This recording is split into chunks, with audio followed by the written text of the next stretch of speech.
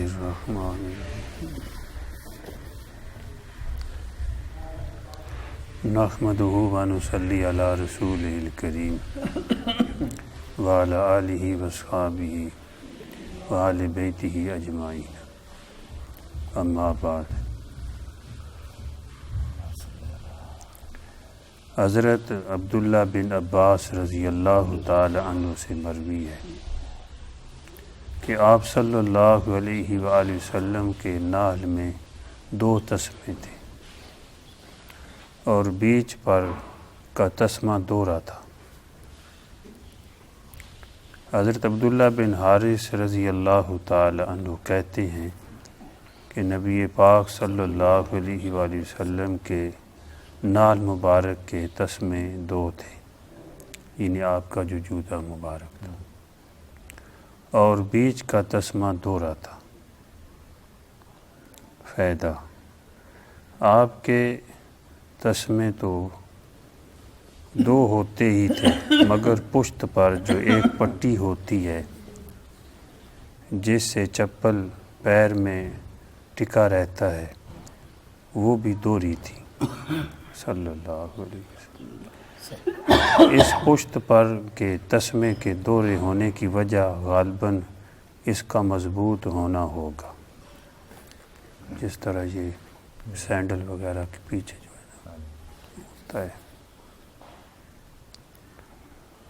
انگلی سے آنے والے دونوں تسمے اس میں جڑ گئے تھے، جیسا کہ عموماً چپل میں ہوتا ہے کہ انگلی سے نکلا ہوا فیتہ وسط کی پٹی سے مل جاتا ہے۔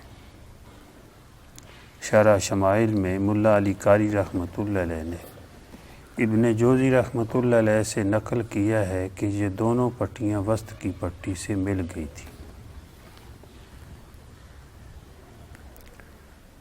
حضرت عمر بن حریث رضی اللہ تعالی عنہ کہتے ہیں کہ نبی پاک صلی اللہ علیہ وآلہ وسلم کو ایسے جوتے میں نماز پڑھتے دیکھا جس میں دوڑا چمڑا سلے ہوئے تھے۔ ایک صحابی سے نقل کیا ہے یزید بن شخیر نے رضی اللہ تعالی کہ آپ صلی اللہ علیہ وسلم کا چپل سلا چمڑے کا تھا۔ فائدہ: چپل کا تلا ذرا موٹا ہوتا ہے تاکہ تلے کی مضبوطی بھی رہے اور پیر کی بھی حفاظت رہے، چنانچہ آپ صلی اللہ علیہ وسلم کے تلے کا چمڑا بھی سل کر دوہرا کر لیا گیا تھا۔ آج کل چپل میں بجائے سینے کے چپکا دیا جاتا ہے۔ بہرحال تلے کا مضبوط اور موٹا ہونا بہتر ہے۔ حارث بن اسامہ نے بواسطہ حمید ایک صحابی سے نقل کیا ہے رضی اللہ تعالی کہ میں نے آپ صلی اللہ علیہ وسلم کے نال کو دیکھا ہے جو گائے کے چمڑے سے بنا ہوا تھا۔ علامہ زرقانی رحمۃ اللہ علیہ نے بھی ذکر کیا ہے کہ آپ کا نال مبارک گائے کے چمڑے کا تھا۔ اس سے معلوم ہوا کہ چمڑے کا چپل سنت ہے۔ حضرت جابر رضی اللہ تعالی عنہ نے بیان کیا کہ حضرت محمد بن علی نے رضی اللہ تعالی نبی پاک صلی اللہ علیہ وسلم کے نال مبارک کو دکھلایا جو ایڑی نما تھے۔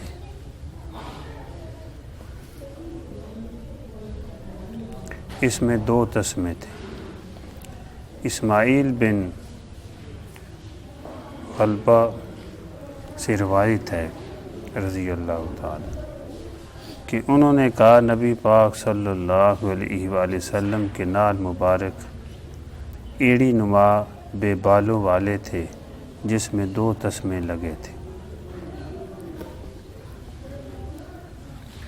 ابن یزید نے تیمی سے نقل کیا ہے کہ جس نے حضور پاک صلی اللہ علیہ وسلم کے نال مبارک کو دیکھا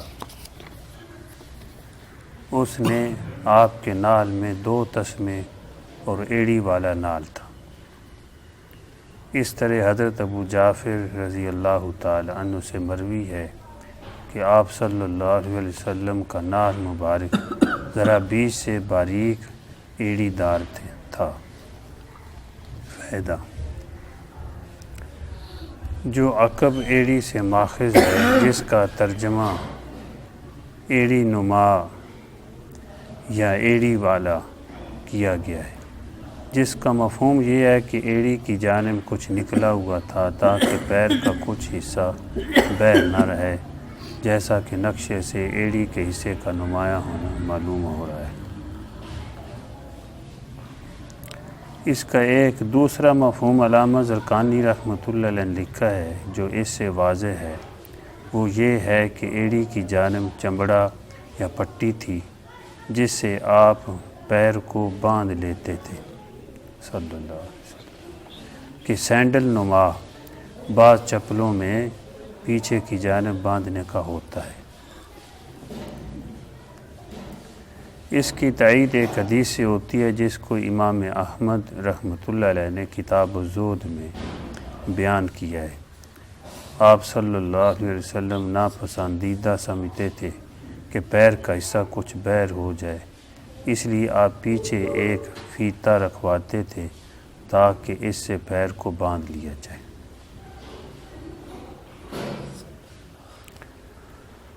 اللہ اکبر۔ اللہ جل جلالہ آپ صلی اللہ علیہ وسلم کی تعلیمات کے مطابق زندگی گزارنے کی توفیق عطا فرمائے۔ بس یہ برکت کے لیے پڑھ دیا ہے۔ اصل تو نقشہ جو ہے آپ صلی اللہ علیہ وسلم کے نال مبارک کا، بس 2 انگلیوں میں، وہ آگے بھی حدیثیں ہیں۔